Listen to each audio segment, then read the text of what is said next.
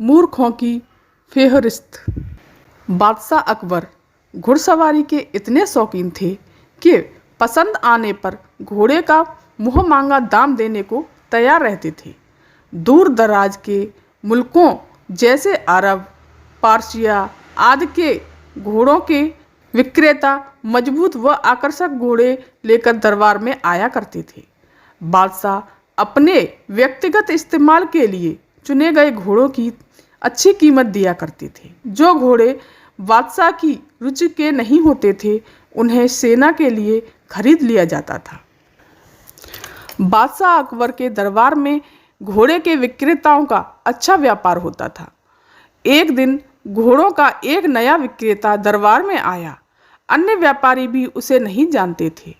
उसने 2 बेहद आकर्षक घोड़े बादशाह को बेचे और कहा कि वह ठीक ऐसे ही 100 घोड़े और लाकर दे सकता है, बशर्ते उसे आधी कीमत पेशगी दे दी जाए।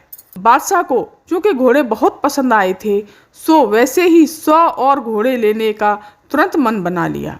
बादशाह ने अपने खजांची को बुलाकर व्यापारी को आधी रकम अदा करने का कहा।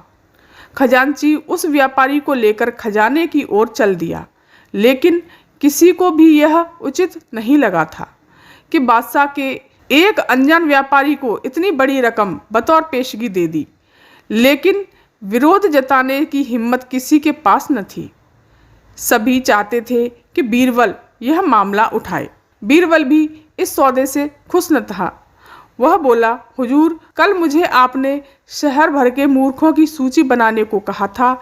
मुझे खेद है कि उस सूची में आपका नाम सबसे ऊपर है। बादशाह अकबर का चेहरा मारे गुस्से के सुर्ख हो गया। उन्हें लगा कि बीरबल ने भरे दरबार में विदेशी मेहमानों के सामने उनका अपमान किया है। गुस्से से भरे बादशाह चिल्लाए, तुम्हारी हिम्मत कैसे हुई हमें मूर्ख बताने की? क्षमा करें बादशाह सलामत। बीरबल अपना सिर झुकाते हुए सम्मानित लहजे से बोला, आप चाहे तो मेरा सर कलम करवा दें। यदि आपके कहने पर तैयार की गई मूर्खों की फेहरिस्त में आपका नाम सबसे ऊपर रखना आपको गलत लगे। दरबार में ऐसा सन्नाटा सा छा गया कि सुई गिरे तो आवाज़ सुनाई दे। अब बादशाह अकबर अपना सीधा हाथ उठाए तर्जनी को बीरबल की ओर ताने आगे बढ़े। दरबार में मौजूद सभी लोगों की सांसें जैसे थम सी गई थीं। उत्सुकतावश व उत्तेजना सभी के चेहरे पर नृत्य कर रही थी। उन्हें लगा कि बादशाह सलामत बीरबल का सिर धड़ से अलग कर देंगे। इससे पहले किसी की इतनी हिम्मत न हुई थी कि बादशाह को मूर्ख कहे। लेकिन बादशाह ने अपना हाथ बीरबल के कंधे पर रख दिया। वह कारण जानना चाहते थे। बीरबल समझ गया कि बादशाह क्या चाहते हैं। वह बोला, आपने घोड़ों के ऐसे व्यापारी को बिना सोचे समझे एक मोटी रकम दे दी, जिसका पता भी कोई नहीं जानता। वह आपको धोखा भी दे सकता है। इसलिए मूर्खों की सूची में आपका नाम सबसे ऊपर है। हो सकता है कि अब वह व्यापारी वापस न लौटे। वह किसी अन्य देश में जाकर बस जाएगा और आपको ढूंढे नहीं मिलेगा।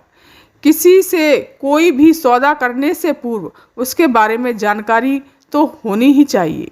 उस व्यापारी ने आपको मात्र 2 घोड़े बेचे और आप इतने मोहित हो गए कि मोटी रकम बिना उसको जाने पहचाने दे दी। यही कारण है बस। तुरंत खजाने में जाओ और रकम की अदायगी रुकवा दो।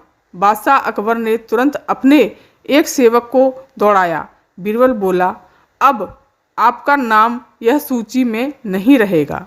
बादशाह अकबर कुछ क्षण तो बीरबल को घूरते रहे, फिर अपनी दृष्टि दरबारियों पर केंद्रित कर ठहाका लगाकर हंस पड़े। सभी लोगों ने राहत की सांस ली और बादशाह को अपनी गलती का एहसास हो गया था और हंसी में दरबारियों ने भी साथ दिया और बीरबल की चतुराई की एक स्वर में प्रशंसा की। धन्यवाद।